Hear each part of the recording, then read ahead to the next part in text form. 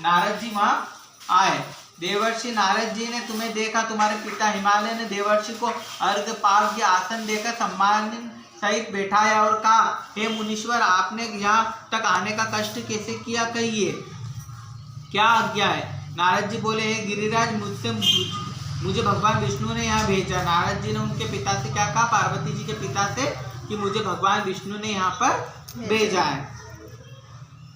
आप मेरी बात सुनो, आप अपनी कन्या को उत्तम वर का दान करें। ब्रह्मा, इंद्र, शिव आदि देवताओं में विष्णु भगवान के समान कोई भी उत्तम नहीं है, इसलिए मेरे मत से आप अपनी कन्या का दान भगवान विष्णु को ही दे। हिमालय राज से क्या कह रहे हैं नारद जी, कि आप अपनी कन्या का दान विष्णु भगवान को दे। ये परीक्षा ले रहे थे नारद जी की, देखो पार्वती माता शंकर के लिए तप कर रही, शंकर जी के लिए, तो वो परीक्षा ले रहे थे। तो क्या कह रहे थे कि आप विष्णु को दीजिए। हिमालय बोले, यदि भगवान वासुदेव स्वयं ही कन्या को ग्रहण करना चाहते हैं तो इस हिमालय बोले, यदि भगवान वासुदेव स्वयं ही कन्या को ग्रहण करना चाहते हैं और इस कार्य के लिए ही आपका आगमन हुआ है तो मेरे लिए गौरव की बात है, मैं अवश्य ही उन्हें दूंगा। हिमालय का यह आश्वासन सुनते ही देवर्षि नारद जी आकाश में अंतर्धान हो गए और शंख, चक्र, गदा, पद्म और पीताम्बरधारी भगवान विष्णु के पास गए। ये बात सुनकर भगवान विष्णु के पास गए कौन, नारद जी। नारद जी ने हाथ जोड़कर भगवान विष्णु से कहा, प्रभु, आपका विवाह कार्य निश्चित हो गया है। इधर हिमालय ने पार्वती जी से प्रसन्नता पूर्वक कहा, हे पुत्री, मैंने तुमको गरुड़ ध्वज भगवान विष्णु को अर्पण कर दिया है।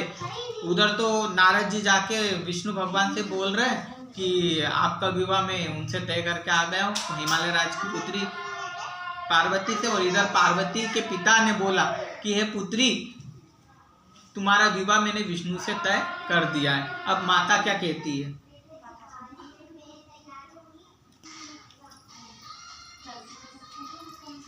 कर दिया। पिता के इन वाक्यों को सुनते ही पार्वती जी अपनी सहेली के घर गई और पृथ्वी पर गिरकर अत्यंत दुखित होकर विलाप करने लगी, मतलब रोने लगी। पार्वती माता तेज तेज रोने लगी, अपनी सहेली के घर गई और वहां पे तो उसके सामने पृथ्वी पर गिर गई और रोने लगी। उनको विलाप करते हुए देखकर सखी बोली, हे देवी, तुम किस कारण से दुखी हो, मुझे भी बताओ, मैं अवश्य ही तुम्हारी इच्छा पूर्ण करूंगी। सखी ने कहा कि मुझे बताओ। पार्वती बोली, हे सखी, मेरी जो मन की अभिलाषा है वह सुनाती हूँ।